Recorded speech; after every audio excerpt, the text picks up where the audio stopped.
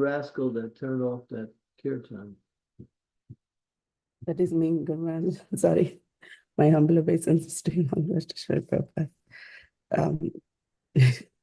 I'm sorry to interrupt the kirtan.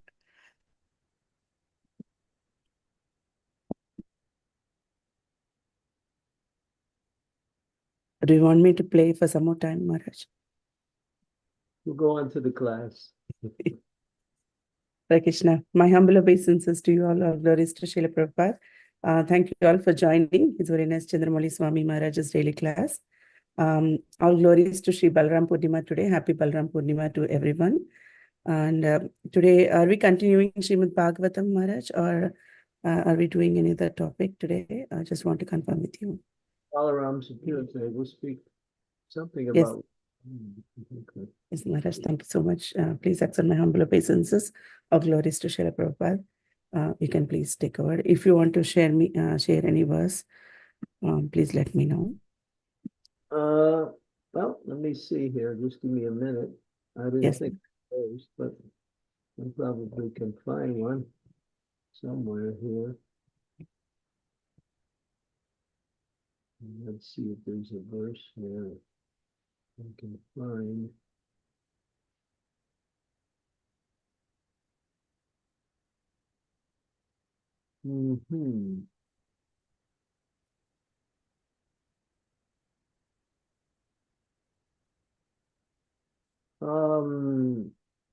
Can't find any major verses. So, I mean, I could, but it's going to take a little bit of a time. So we'll go right into the class. Yes, Maharaj. Sure. Om Gyantimidam Dosya Gyanajana Salakaya Chaksun Militam Yena Tasmai Shri Gurave Namaha Nama Om Vishnu Padaya Krishna Prasthaya Bhutale Srimakti Bhakti Swami Iti Namine Namaste Saraswati Devi Gauravani Pracharini Vivasesa Sunyavari Pastyatya Devi Sataya Namo Mahavadhanaya Krishna Prema Padayate Krishna Krishna Chaitanya Namani Gauda Tristena Maha Panchakalpa Tarubhascha Kripa Sindhupe Bacha Patitanam Pavanebhyo Vaishnavebhyo Namo Namaha Jai Shri Krishna Chaitanya Prabhu Nityananda Shri Advaita Gadadhara Srivasadi Gaura Bhaktivinoda Hare Krishna Krishna Krishna Hare Hare Hare Rama Rama Rama Hare Hare. Some of the knowledge that centers around Balarama. Guru Tattva is the essence coming through Balaram. Balaram is the original spiritual master, in that he plays the role of the spiritual master. It is explained that for the sake of understanding, we cannot understand how something comes from something, but at the same time can be eternal. Our mind is not able to, compute such apparent contradictions where something appears from something, but yet is still, both of the elements are eternally existing. Krishna is the Supreme Personality of Godhead, Ishvara Parama Krishna Satchit Ananda Vigraha, Anadir Adir Govinda. He's Sarva Karna Karnam. He's the cause of all causes.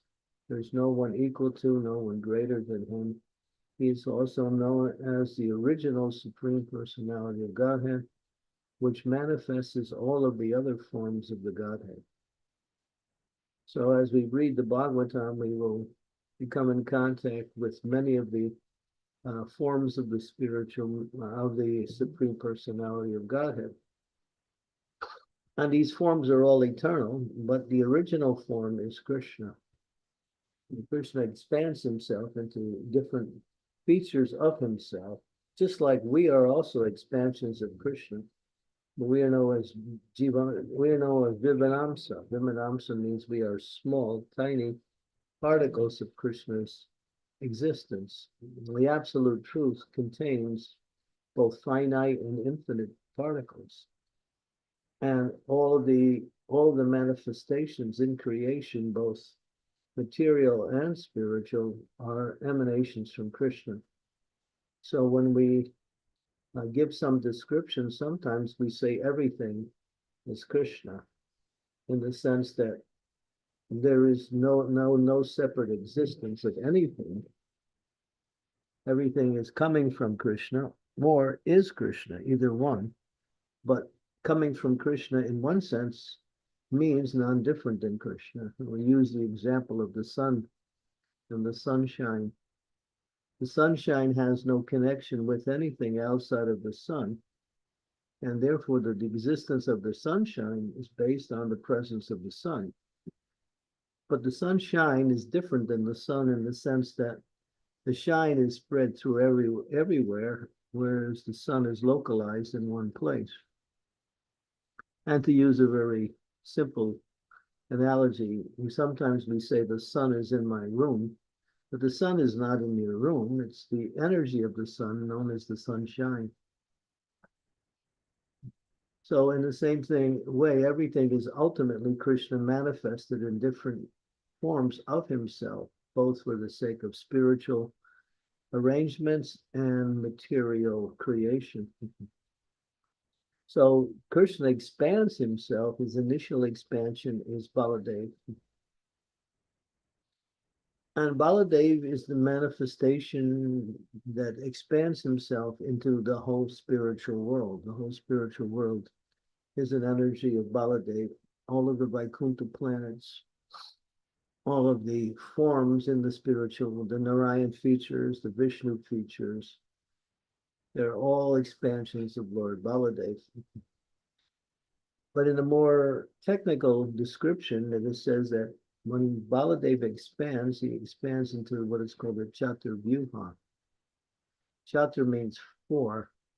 Vyuha means spiritual manifestations, and that is Vasudeva, Sankarshana, Pradyumna, and Aniruddha. These are the four manifestations of the internal spiritual energies which manifest the activities in the spiritual world and also present themselves in expansions that come within the material world.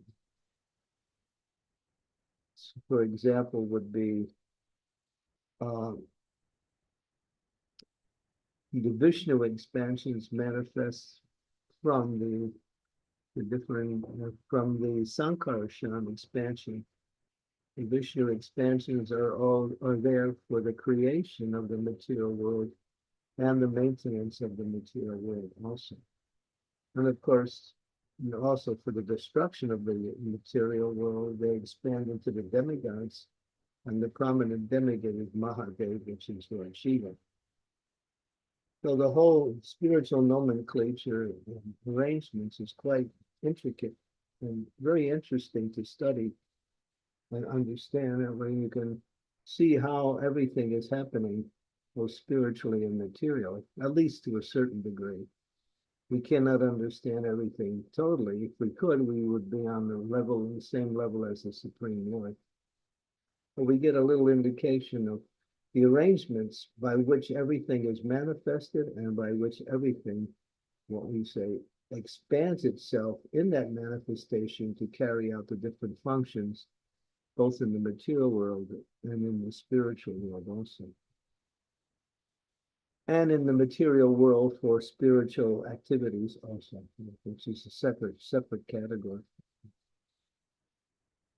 Then Baladev expands into the Chatur Vyuha, and then from the Chatur Vyuha expands Lord Narayan, and then the spiritual world manifests. So Baladev is the source of the Narayan manifestations, which bring about different forms and planetary systems in the spiritual world also, which are unlimited. In fact, just one of the planets in the spiritual world is bigger than the entire material universe. So we can't even get it, and that's just one of the unlimited. So God's creation is quite phenomenal, impossible to describe, way beyond the ability to even imagine, but to speak of understand. So yeah, it's this is the mercy of the Lord. Everything is so nicely arranged perfectly. And then from Narayan comes the second chapter of Vyuha, Baladev, Sankarshana, Vasudev, Sankarshana, Aniruddha, and Pradyumna. And then from that second Vyuha manifestation, we say manifestation, not creation, because nothing in the spiritual world is ever created. Everything is always existing, but manifested at one time and unmanifested at another time. Just like Krishna is eternal, but he manifests himself in the material world at a certain time, and then at another time he's unmanifest. But he always exists somewhere. And so from the second chapter, Vyuha, comes Sankarshan, and from that Sankarshan, Lord Vishnu, the Mahavishnu expands into the process of material creation. Then, of course, from that comes Garbhodakshai Vishnu, which brings about the appearance of Lord Brahma, and then Shirodakshai Vishnu, which is the aggregate of the entire supersoul, which manifests in the hearts of all of the living entities in the material world. So Lord Balaram, he's pretty much the force behind all of this. Krishna is the main force, but Balaram expands. Now Balaram, he's in the mood of guru. Although he is the supreme personality of Godhead and is worshipped as the supreme personality of Godhead, his service is to serve Krishna in different ways, either through the creative factors or associating with him when he comes to the material world, either as Lord Nityananda or as Baladev himself, to associate with and assist Krishna in his pastimes, both in the spiritual world and in the material world. Baladev manifests himself in the varieties of himself.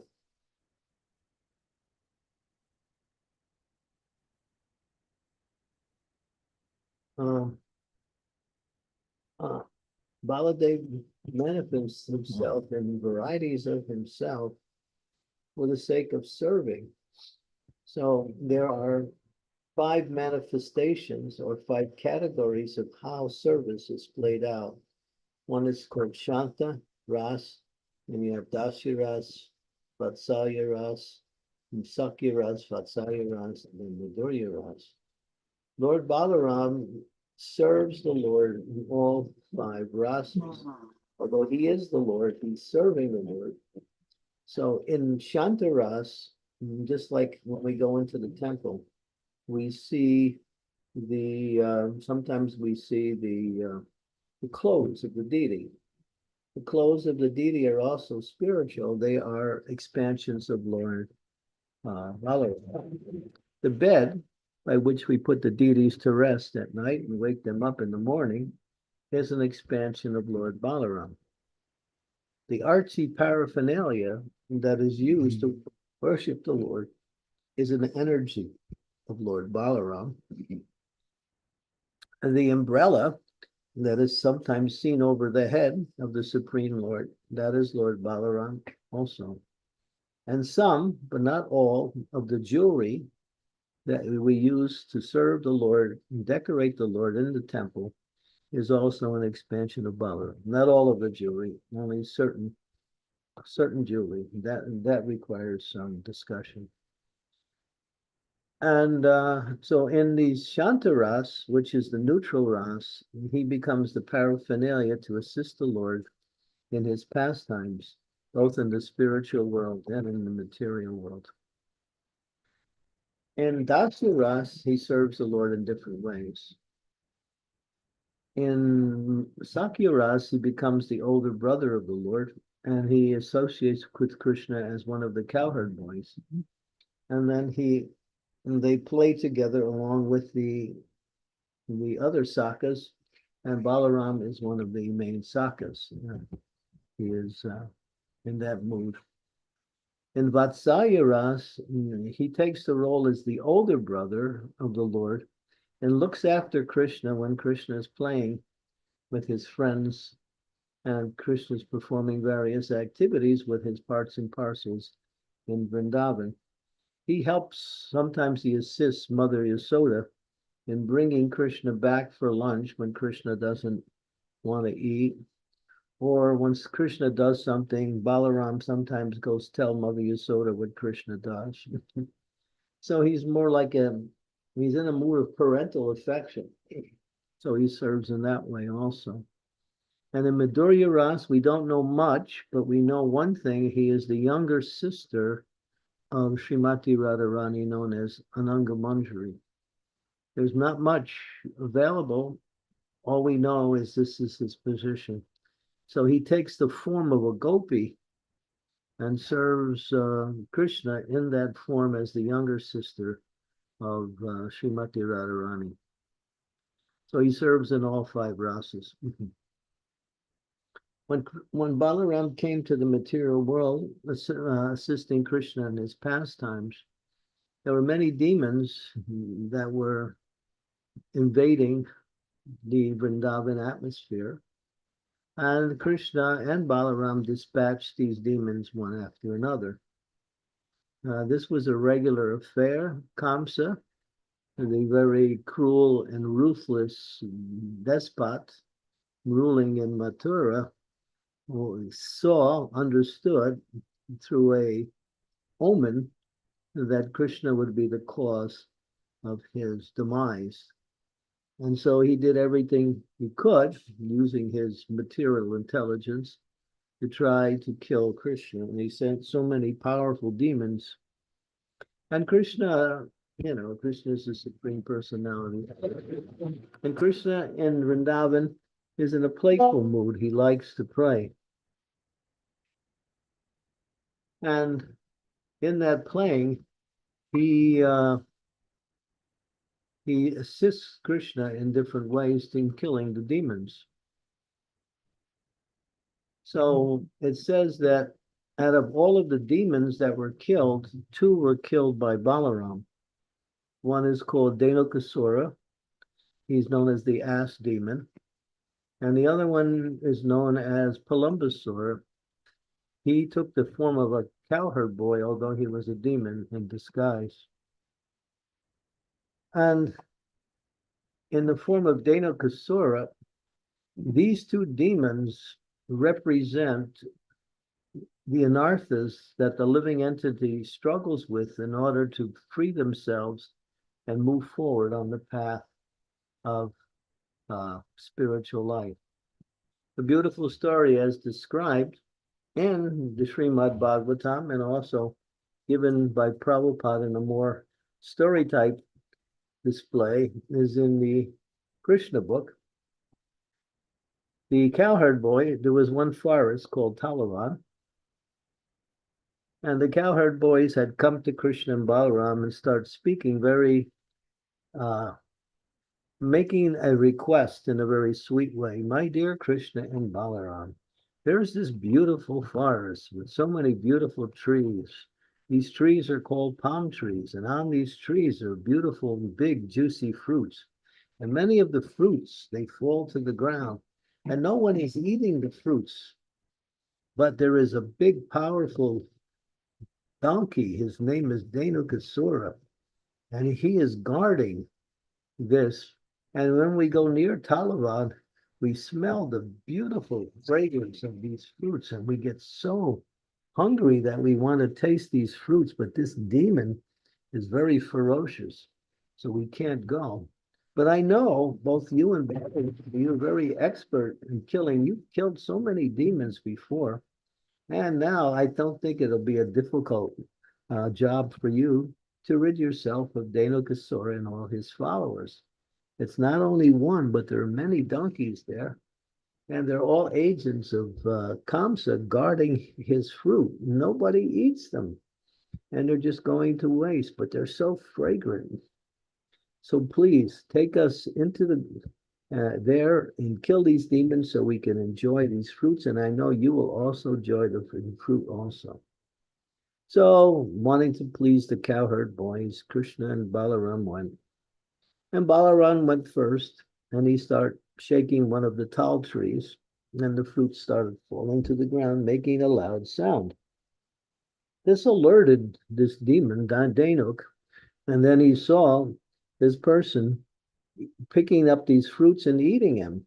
And so he became very angry, and he started charge at Balaram, and he kicked Balaram in the chest with his hind legs. But this didn't even disturb Balaram even in the slightest. He just kept eating the fruits. But then this demon became angry, even more angry, and with greater speed and much more power, he charged Balaram again, and he wanted to kick him in the chest again. But Balaram this time didn't want to be disturbed in taking prasadam. You know what it's like when you're taking prasadam. Somebody comes along and starts talking to you, and they want to ask you questions, and you're just thinking, oh, come on, not now. This prasadam tastes so good. Ask me later. You don't say that, but you want to say that sometimes. So Balaram was absorbed and enjoying these nice fragrant fruits. And then, so now, when he came to kick the second time, Balaram grabbed him by his hind legs. And with one arm, he was eating the fruit and with one hand, and with the other arm, he just spun this donkey around and spun him so fast that he lost his life. And then he threw him up into a tree, one of the tall trees. When he hit the tree, it was like thunder. And this tree came crashing down and onto the other trees, and many of the trees were falling, and all of the fruits were falling onto the ground. In this course, this was good because the cowherd boys started running and grabbing the fruit. Then, after Danuk had been killed, then Danuk's associates, who were also donkeys, asses, they wanted to get revenge, so they started to charge at Balaram, and Krishna was also there.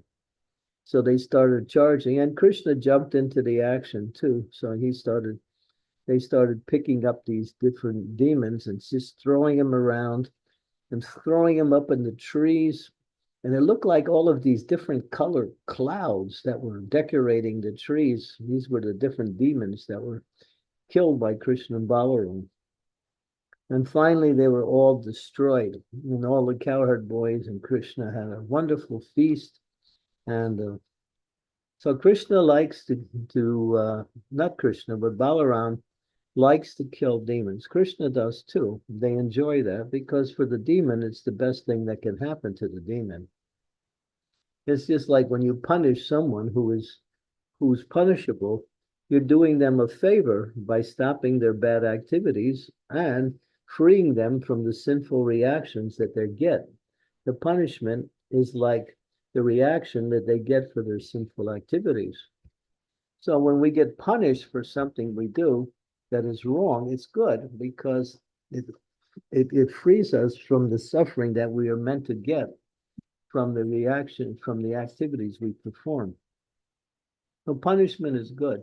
And especially for demons, when they get killed directly by the Supreme Personality of Godhead, then automatically they get liberation. They get a kind of a liberation. There are 5 kinds of liberations: Sarshti, Sarupya, Samipya, Salokya, and Sahujya. The first 4, they're for the devotees, but liberation for the non-devotees and the demons is Sahuja. They merge into the bodily effulgence of the Lord. It's a kind of liberation. And now they are freed from their bad habits and also get the benediction of being killed by the Supreme Personality of Godhead. So when Krishna kills demons, we shouldn't think that these demons are, we should think that these demons are being benefited and not that they are simply being destroyed. Okay, now what does Dhenukasura represent? He represents something that we want to avoid in our practice of Krishna consciousness. The demon is the former who tries to prevent the palm trees, which he himself is unable to taste, from being enjoyed by others. The principle of Vaishnavism require for their due appreciation the most penetrating judgment. Persons possessed of a blunt understanding are exposed to this grave flight. In other words, he represents the burden of carrying a heavy burden. He's guarding someone else's property. He can't enjoy it himself, and at the same time, he suffers because of his service. It says here, the Vaishnava religion is indivisible. There is no scope in it for sectarian narrowness. Dhenuk is the blunt-headed fool who is liable to misconceive the true nature of the Vaishnava community by exposing it to be a sect distinct from other sects in this world. This is Bhakti Siddhanta. Let me see here. As a matter of fact, thick-headed persons are themselves unable to understand the teachings of the spiritual works that have been penned by the former acharyas, and they are also apt to actively prevent others from having access to those works. So there are people who don't take part in spiritual activities, but want to prevent others from taking part. This is particularly the case of those devotees possessed of a stunted judgment, who mechanically are addicted to the regulations and have no inclination to strive for the attainment of the status. Now here it goes. But the Vaishnava religion holds itself within itself the prospect of infinite progressive advancement. Those muddy-headed persons who choose to remain confined within the literal meaning of the narrow limits of scriptural regulations, being therefore led to neglect the unconventional path of spontaneous love of God, soon become indistinguishable from persons who are wedded to the cult of fruitive mundane activities. I hope you understood that. There are people who practice Krishna consciousness who are simply absorbed in rules and regulations. They have no desire to do anything more but to follow the rules and regulations. They're called muddy-headed. They don't understand that the goal of Krishna consciousness is to awaken one's spontaneous love for God. And therefore, they are no better than people who live in the material world who attach to mundane fruitive activities. And then Bhakti Siddhanta says, it is therefore never possible to make any progress in the Vaishnava religion until Dhenukasura in the form of the ass has been killed. So this is a little bit of an example of what Dhenuk represents. I will give you another understanding here. He's called the donkey of gross discrimination. Here is the secret of Raja Bhajan. Dhenukasura represents the bad mentality which carries heavy loads. The devotee must remove this obstacle by his own efforts with the mercy of Krishna. Dhenukasura means ignorance of one's own spiritual identity, the identity of the holy name, and the identity of Krishna. With great endeavor, the devotee himself must remove these obstacles.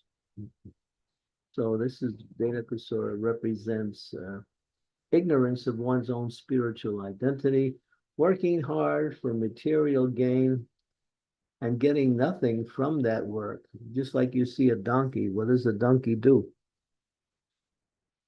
You've seen donkey, you don't see too many donkeys in Western countries unless you go to the zoo. But if you go to India, you'll see donkeys. and they're usually being employed by certain people to carry loads. And they carry big loads.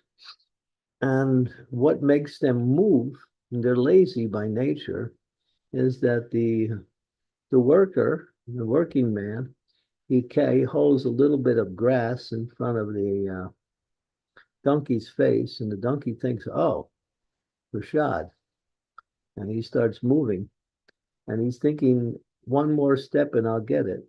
But as he's moving, the grass is also moving, so that way the washerman or the load man tricks the donkey into working. And the donkey is so stupid that all he could do, if he just stops and he can see that there's grass in different places on the ground, but he doesn't have that intelligence. So we see here that people who work for materialistic persons simply to get some kind of material benefit are no better than donkeys, because Krishna provides everything automatically by one who engages in his devotional service. So these are the working hard for material gain, a big burden with no benefit at all, simply hard work. That's all, carrying big burdens like that. So then Bhaktivinoda Thakur, I'm reading now from Bhaktivinoda Thakur, he goes on to say, the devotee should make great efforts to remove this. In his humility, certainly Krishna will be merciful. Then Baladev will make his appearance, and all the obstacles will be destroyed in a second. And step by step, progress and cultivation of bhakti will take place. As this process by nature very esoteric, the devotee being spotless in character should learn it from a qualified guru. So this is about the killing of Dhenukasura. Palambasura is another demon that was killed by Balarama in Vrindavan, who took the form of a cowherd boy, and Balaram simply punched him and killed him. He represents, I'll give you the actual understanding of who he represents. This is very precise here. Let me get to that part. And,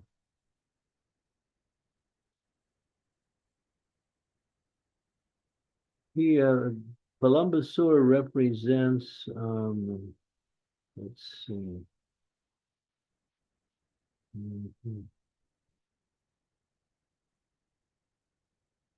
I had it here a minute ago. I'll have it in just 1 minute.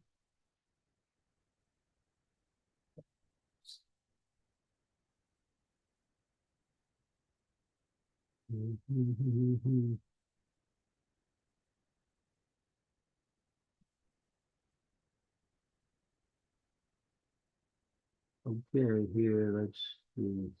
Palambasura represents lust, a man for a woman for a man, materialless, greed for material objects, endeavor for material enjoyment, pride, desire for worship, and material position. Understanding these to be obstacles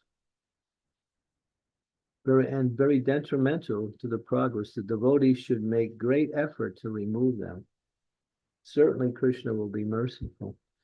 So these two demons represent certain anarthas that the devotee has to recognize and remove by the grace of Lord Balaram, which is the grace of the spiritual master.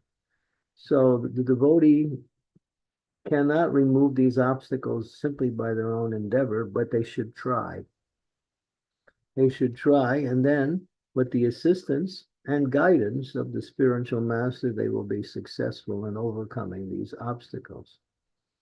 And these can be quite formidable unless we become very diligent in recognizing them and at the same time removing them, because they can not only be obstacle, but they can cause one to fall down in one's progress in devotional service. Yeah. So there's a nice little interesting story, which I'll tell after the question and answers, which you might find very interesting. Let's open it up for questions and answers. This is a little bit, we just scratched the surface. We hardly touched the surface of Balaram Tattva in the Chaitanya Charitamrita in the fifth chapter of Adi Leela. Describes Lord Nityananda Balaram. Nityananda and Balaram are one and the same. It's the same person in two different forms. They're not two different people, they're two different manifestations of the same one personality. So one who sees Nityananda and Balaram as being different doesn't know anything about spiritual life. Okay, so we can stop there and see what we can discuss.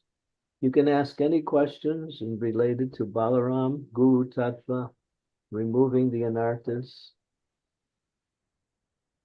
Hare Krishna Maharaj, thank you so much. Such a wonderful class. Thank you so much. Dear devotees, please raise your hands or please turn on your cameras if possible, wherever you are. Krishna Kaviraj Prabhu, please go ahead. Yeah, let's get the cameras on. You need to. Yeah. Everybody, they're all hiding behind Danoka's sword now. Come on out. Yeah.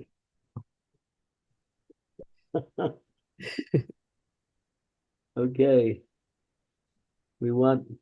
There we go. We're getting some smiling faces. That looks good. Come on, Rasa Vilasini. Come on, you can do it.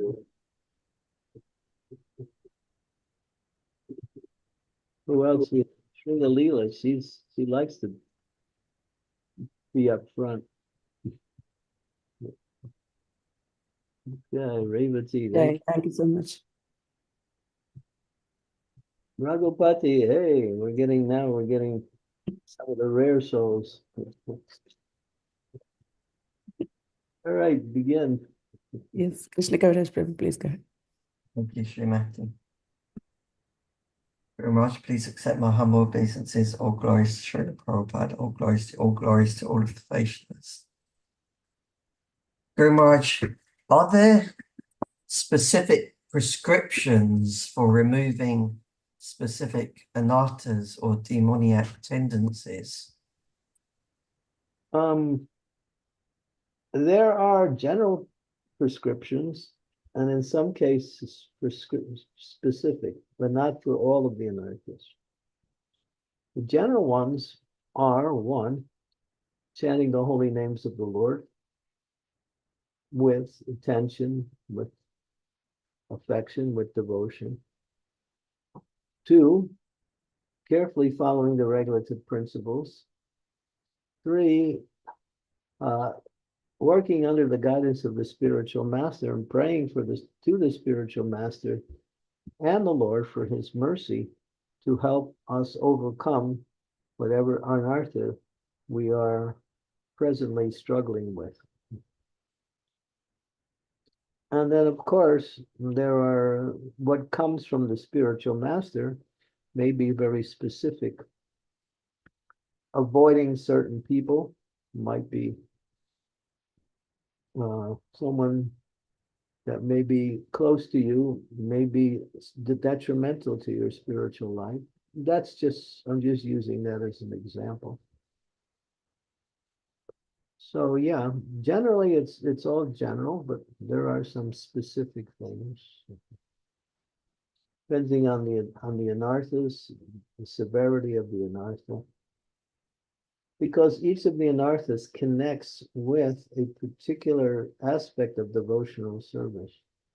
So when we try to perfect that aspect of devotional service, we're also slowly removing the effects of that anartha also. For instance, when we're doing deity worship, this requires a lot of attention and, of course, the mood of proper devotion. And if we're a little careless, then, you know, the effects of an artist can also come in. We can become proud, become, say, greedy, suspicion. We can become lusty after Mahaprasad.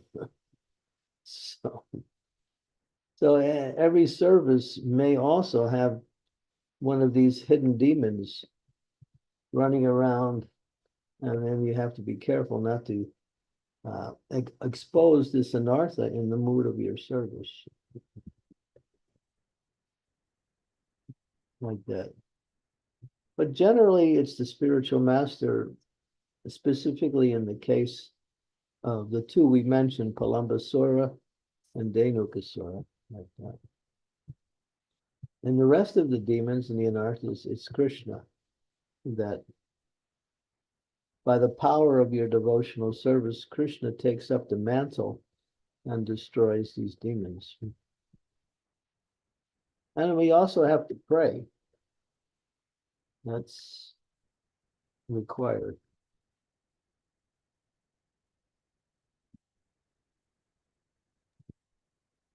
Thank you, Maharaj. Are the prayers, are there any specific prayers, or are they prayers to any specific deity? You can pray to your spiritual master, which we should do. Pray to Balaram. You can also pray to Lord Nityananda. Pray to Lord Chaitanya.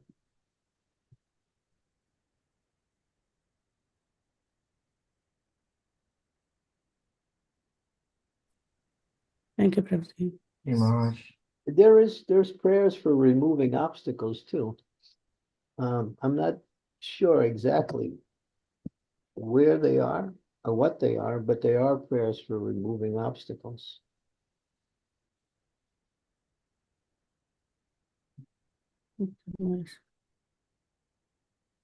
Thank you. Silpesh Prabhu, please go ahead. Hare Krishna, Guru Maharaj, please accept my humble obeisances. All glories to Srila Prabhupada, all glories to the assembled devotees.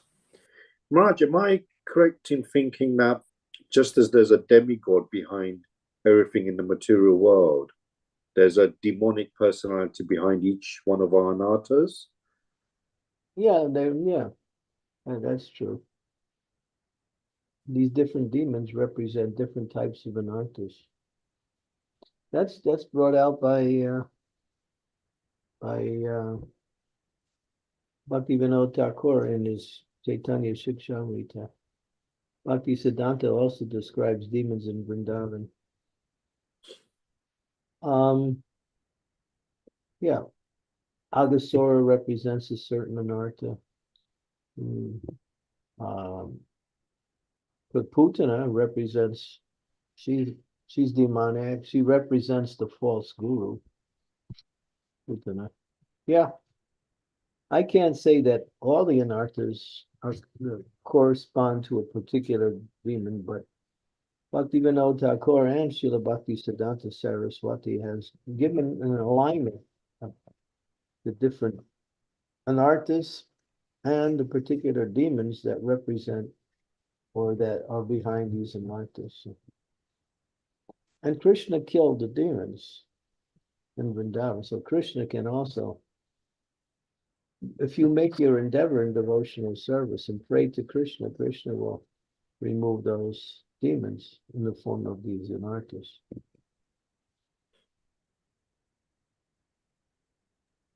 Prayer is a big part of removing anarthas.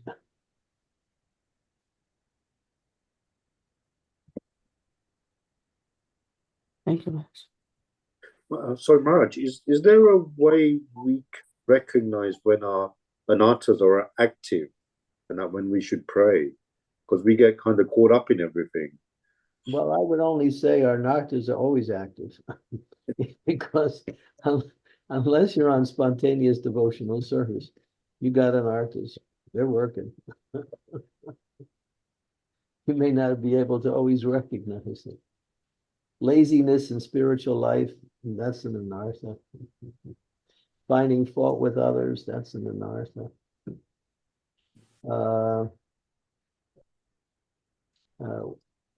Wanting to be worshipped, that's an anartha. Wanting to get a position in spiritual life in order to get some kind of prestige from that position, that's an anartha. Looking for material gain in devotional service, that's an anartha. There's so many. I've got no hope, Maharaj. I've got no hope. I can help you. Please. Just join your wife and come to Govardhan Echo Village for the retreat. When you go back, you won't have any anarthas.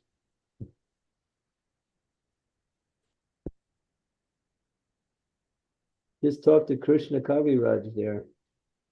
When he came to Govardhan Echo Village last year, my God, nobody could recognize him. He became a pure devotee overnight. He was so spiritually enlivened that it was like he was enlivening everybody, even me. So that's a place where you can destroy your anarthas fast and get a real sweet taste for Krishna consciousness. So make it a point and come. I'm sure you can do it, and you won't be sorry. I don't know, Maharaj. I really don't think my health could handle it at the moment.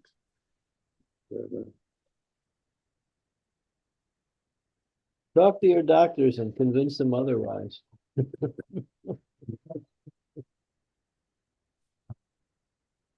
These opportunities that come in this lifetime are very rare opportunities.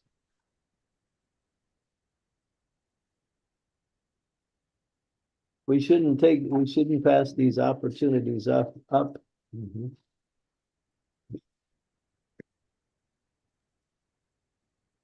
Yeah. And there's always so many different ways by which one can travel that will make it easier for there'll be less strain on the health. Unless you are totally unable to travel at all, then that's a whole different thing.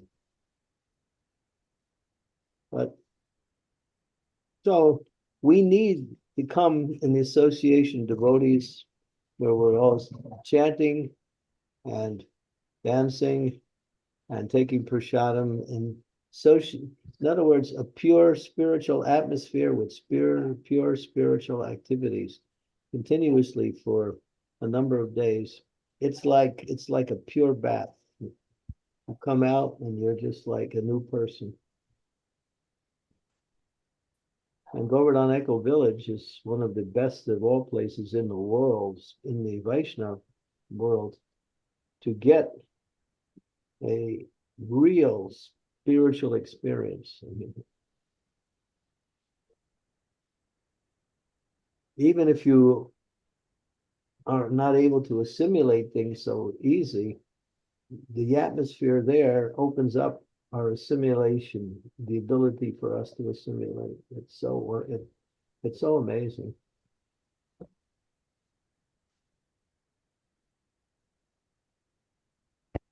Anyway, Maharaj, think about it. Yeah, I was the one who got very much advantage from Govardhan Eco Village last year. Yeah, I was also like spiritually uplifted through those sessions and the association of Your Holiness. And You were so much affected that you didn't even want to go back to Dallas. yes, and the anarthas and the way you presented, like it's like an eye-opening for all of us, like knowing our own anarthas and yeah. Yeah, well, yeah, we had that seminar. Yes, Maharaj. Yeah. And I'm just a small part of that, the whole program there.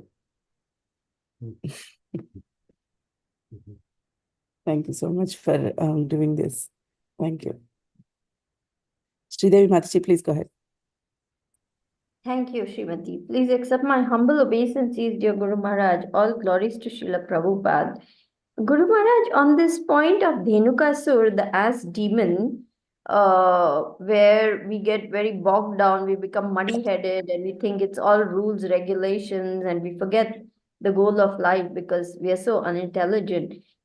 How is it possible for a devotee to become unintelligent? Because devotees are intelligent. That's how they come to Krishna consciousness. Two ways So to I'm just two ways to become unintelligent. One is you're attached to certain material desires and you won't give it up. And then they cloud your consciousness. That's one way. The other way is that we fail to take association with devotees.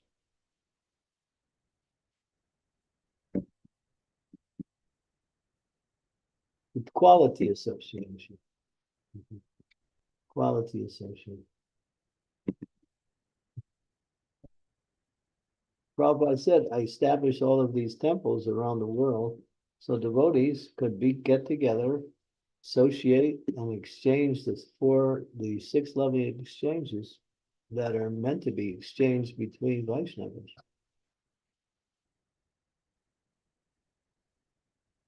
So yeah, so these two things, overly attached to a particular material desire, causes the mind to be cloudy.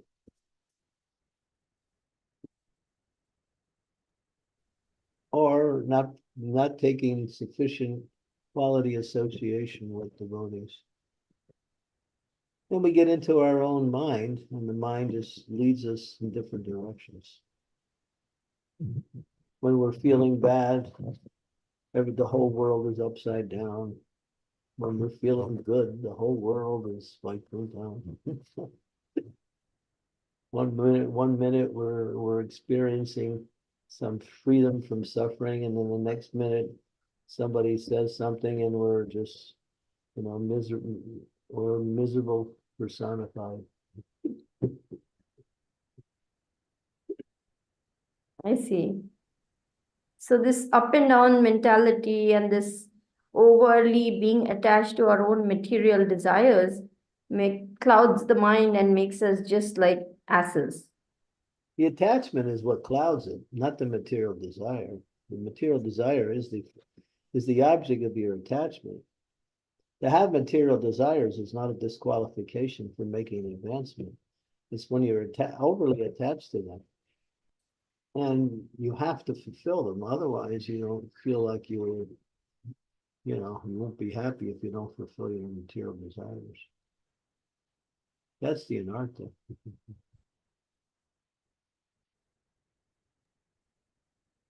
This sounds like something so familiar, Guru Maharaj. And it's scary because this can keep us locked into this cycle of birth and death for many lifetimes until we really get it that we need to get rid of this, isn't it? That's the process. But it's easy. Association with devotees is the elixir by which we gain the opportunity to remove these material desires and replace them with spiritual desires.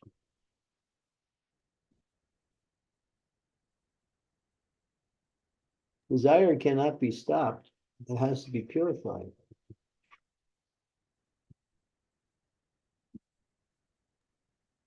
Thank you, Guru Maharaj. Maharaj, on this question, on this point, I want to ask a follow-up. Like, if we identify this type of mentality, then we should pray to Lord Balaram to remove this type of mentality, or Pray to spiritual master who is representing Lord Balaram in the material world. You can also pray to Balaram too. But the spiritual master is giving you the ingredients, that knowledge you need. When you have knowledge, you can destroy ignorance. When you're in ignorance, you can't see your way out of things. Yes, Maharaj. Okay, thank you. Krishna Kaviraj Prabhu, please go ahead. Thank you. Guru Maharaj, you said that when Krishna punishes someone, that is good.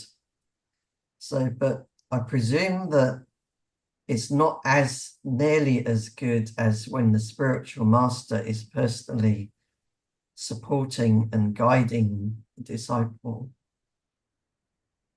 Well, mercy comes in different forms.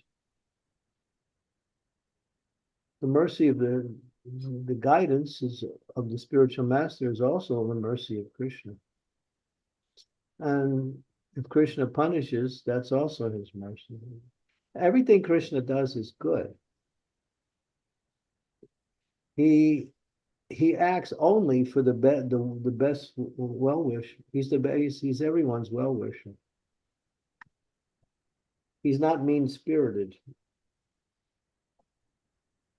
but he requires obedience. That he demands.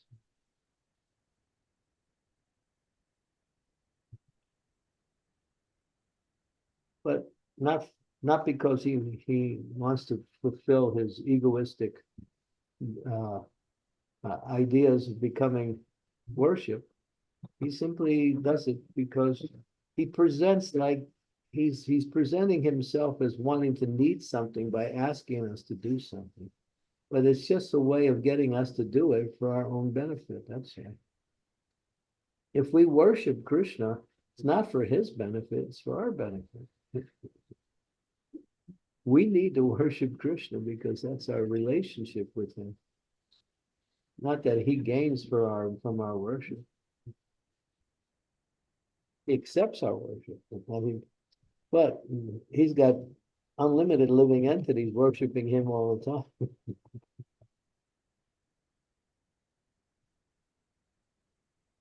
So join the club.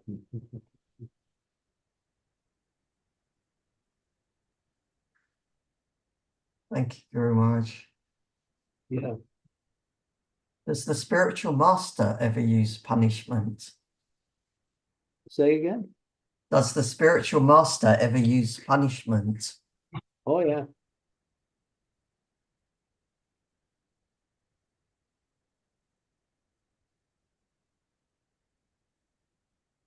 But the punishment is not, it's the same thing.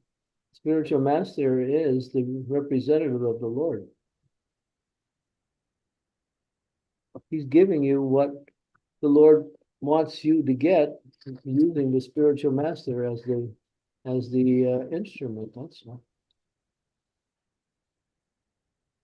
If you don't have that faith, then you'll think it's coming from the spiritual master.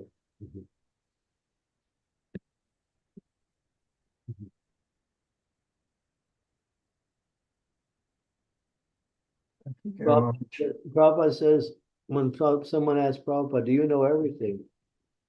Prabhupada said, I'm not God, but I know what I need to know. So what he was saying is that I know how to guide my disciples.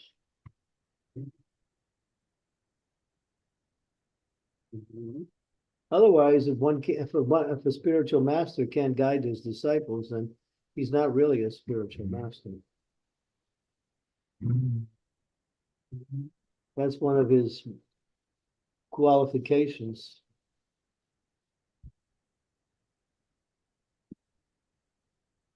But that guidance may come in different forms.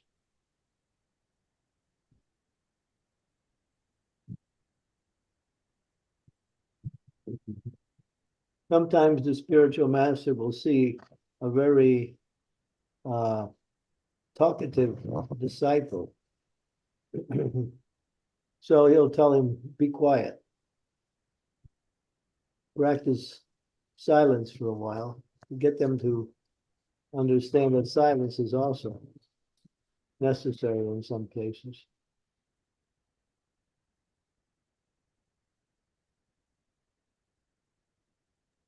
One time, one person was chanting so badly, Prabhupada was there. He told him, stop chanting. That he was making a mess out of a holy name. It's just so bad. So the spiritual master doesn't tell you to not chant, he tells you to chant. But in certain extreme cases, like keeping you silent for a while, you might be able to learn how to do it. Right. There's different ways. Many people come to the spiritual master and they say, well, this is my plan. What do you think? And then the spiritual master said, well, we don't think that will be good for you. So better not to do that, to do something different. And he may also suggest something different.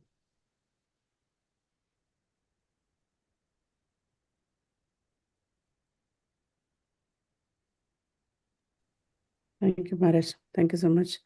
Sridevi Mataji, before going to your question, we have a question on chat by Dheeraj Prabhu.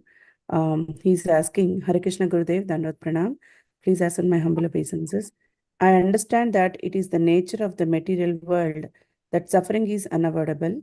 Do we still take some remedial measures to mitigate the degree of suffering? To what extent do we invoke Krishna to help with the sufferings?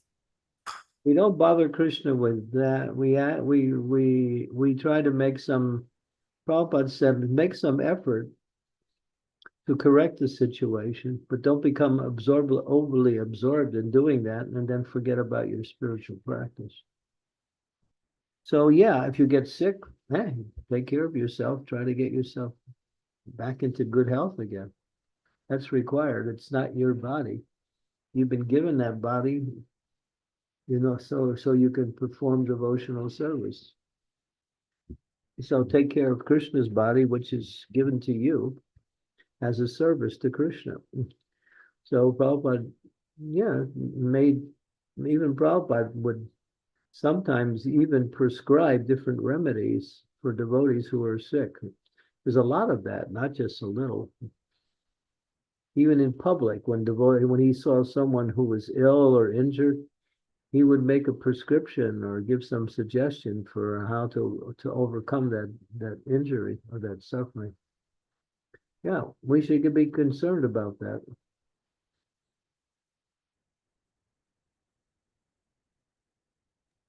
Hope that helps, Prabhuji. Sridevi Mataji, please go ahead. Thank you, Srimati. Dear Guru Maharaj, I have one more question regarding the anartha represented by Pralambasur. This desire, deep-rooted desire for fame, position, material prestige, etc., it can masquerade as, I want to do this service, or I want to do this project, or I want to take up this initiative, without us realizing that deep down there's another motivation. It is not or it could be even that one wants to do that, but there could be a hidden motive behind that. Then how does one distinguish first, and how does one handle that and purify it? Well, get the blessings of the spiritual master or get the blessings of senior devotees before you embark on this program. That way, by their blessings, then you're acting according to the prescribed method. Even if there's a little personal motivation, that won't interfere with your devotional service. As long as you do the service as a service to Krishna.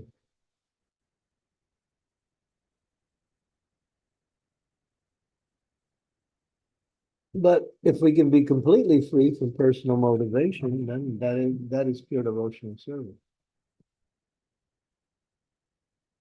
That's what satisfies the soul. Savai pumsam paro dharmo, yato bhakti ahog sujay, hoitu kiya priyata, yayatma suprasida too. Hoitu kiya priyata, unmotivated and uninterrupted devotional service is the only thing that can satisfy the self. That devotional service that is free from personal motivation and is not interrupted by anything material. That's pure devotional service. But even if you have a little motivation for some personal gain, it doesn't mean you have to reject that particular service because of that. Do the service, but then offer it to Krishna. And that will help you to become purified from any personal motivation. And do it as a service to Krishna. Offer it. Krishna says, do whatever you do, offer it to me. That purifies the activity.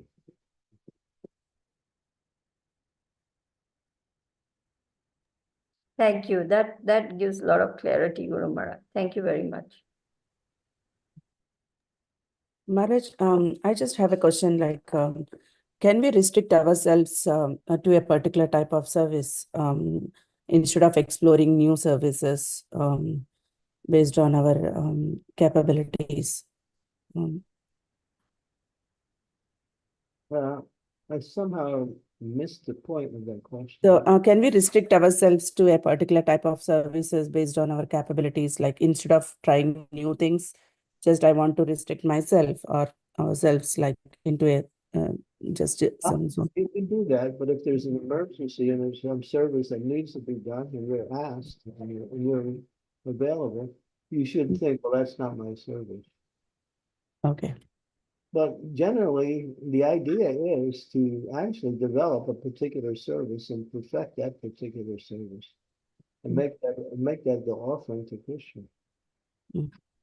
But in certain, what we say, emergency cases where there might be some service that is needed, then we shouldn't reject that in the name of, wow, it's not my service.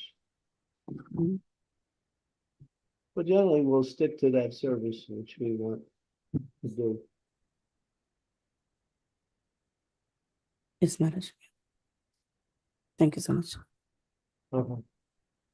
Dear devotees, any more questions or comments? Yeah, Revati Mataji, please go ahead. Yeah, thank you, Mataji. Hi, Krishna Guru Maharaj. Please accept my humble obeisances. All glories to Lord Prabhupada. Guru Maharaj, my question is about anarthas. Now we have guidance and we are endeavoring. We are also praying to Krishna because we have so much anarthas in our heart. So yesterday's class I was hearing, so as you have mentioned, like every aspect of our life is fully and completely controlled by superior energy, Krishna.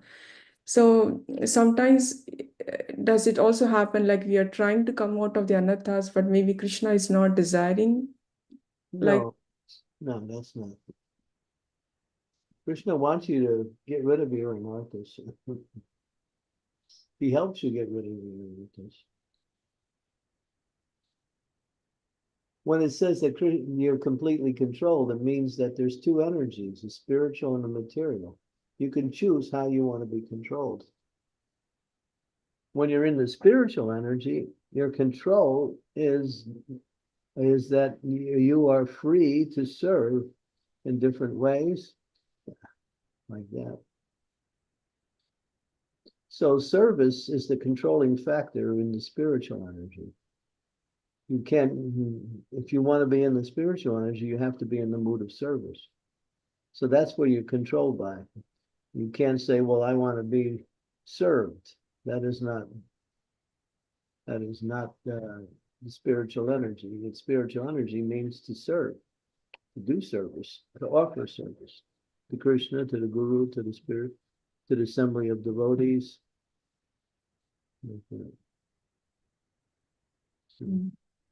So you have to adopt that mood of service to be in the spiritual energy. If you want to be in the mood of enjoyment, then you're in the material energy, and then you're controlled by that energy. yes, Guru Maharaj. So service is the essence, as you always say. Service is the essence of the life. Yeah. Yeah. And Krishna is always helping us to get rid of our anarthas, provided we pray to him. Mhm. So when we adopt that mode, Guru Maharaj, we don't have to, like as you mentioned, like we need to be very recognize our anarthas and very diligent to know what is our anartha. So when we adopt the service mode, so we don't have to like work on recognizing, will it go away, those anarthas? Well, yeah, by the power of your service, yeah, but you also have to recognize what particular anartha that is you're dealing with. Just like envy. Envy isn't an anartha, it's one of the anarthas. So if we see ourselves feeling envy, it doesn't matter. Well, I just let the envy go on and I'll just perform devotional service, it'll go away. No, you have to check that envy when it arises and derail it, not feed it, reject it, don't accept it. So yeah, or criticizing. If you have a tendency to criticize, then when you see that arising, you shouldn't think, well, the power of devotional service will get rid of that. No, you have to stop the criticism. Mhm. The whole point in bhakti requires intelligent application of transcendental knowledge and instructions. And so if we're not intelligent, then we will be able to apply that knowledge properly. Therefore, not only do we get the application, the knowledge, but we also get the intelligence also on how to apply it. That comes from Guru also.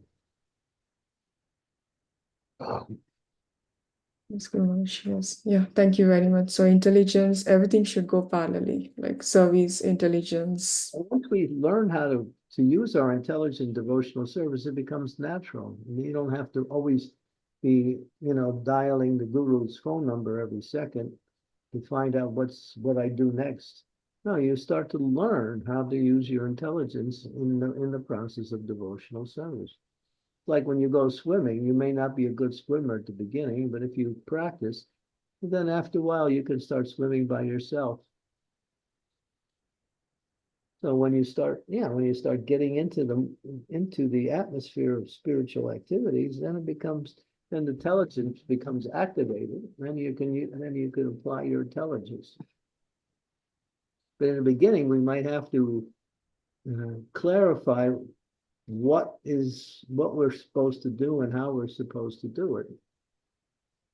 And then as we practice, we become good at it, and then it becomes more natural. Then we know what to take on and what not to take on. Mm-hmm. Yes, Guru Maharaj, yeah, thank you very much. Yeah. An experience. Yes. Thank you, Maharaj. Definitely. Yeah, this daily association of yours is helping us to sharpen our intelligence and to apply your instructions or your in our daily life, Maharaj. Thank you so much. Yeah, Sridevi Mataji, you have any last minute question? Yes, please, if I may. Sure. Guru Maharaj, I have one more question, please. Is there anything as too much chanting and not doing enough service?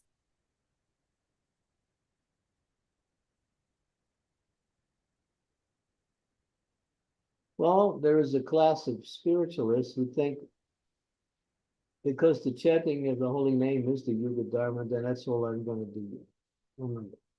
Well, that's all I'm going to do is chant. But they're not qualified to sit down and chant. They're not up to that level of where they can actually become focused on the chanting. Their minds will be all over the place and they'll be thinking about material things also. But there's no such thing as too much chanting when you're practicing how to chant properly. And you can chant.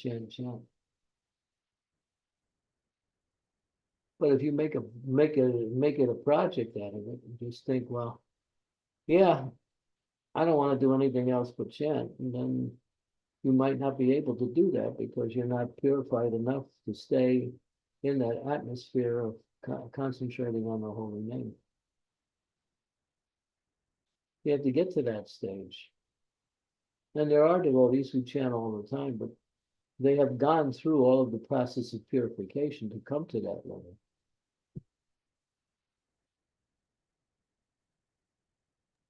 I see. Okay. Okay. Thank you, Guru Maharaj. That Yeah. helps a lot. Okay, Thank you, Maharaj. I think it's time for us to move on. Sure, Maharaj. Thank you so much. Thank you so much for your association and for such a wonderful class. Thank you, dear devotees, for participating. Srimad Bhagavatam ki jai, Srila Prabhupada ki jai, Lord Balaram ki jai, Lord Balaram Purnima ki jai. Thank you so much, everyone. See you all tomorrow. Hare Krishna. Hare Jai Krishna. Hare Thank you. Krishna. Hare Krishna. See you all. Thank you so much, Maharaj. Hare Krishna, nice class. Thank you very much.